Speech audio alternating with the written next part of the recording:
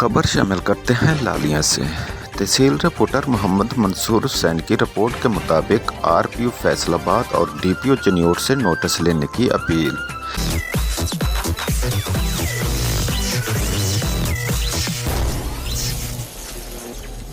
Sting test का झटका।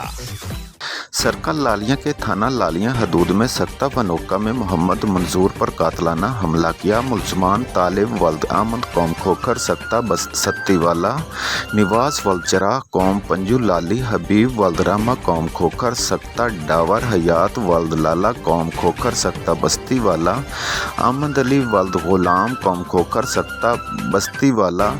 इन पांचों मुलजमान ने मुझे कत्ल करने का मंसूबा बनाया। अहमद अली और हयात ने 10 लाख का चेक हबीब खान को दिया कि मंसूर को कत्ल करवा दें।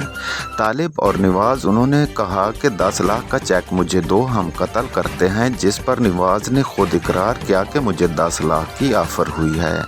निवाज और तालिब हमारी SHO लालिया और DPO चनियोट से अपील है कि इन मुलजमान को गिरफ्तार किया जाए। कुछ दिन पहले से ये धमकियाँ मिल रही हैं। ये 5 मुलजमान किराए के कातिल हैं। हमारी वज़ीर आला पंजाब और IG पंजाब और RPO फैसलाबाद और DPO चनियोट से अपील है कि इन मुलजमान के खिलाफ मुकदमा दर्ज करके कानून के मुताबिक कार्रवाई की जाए।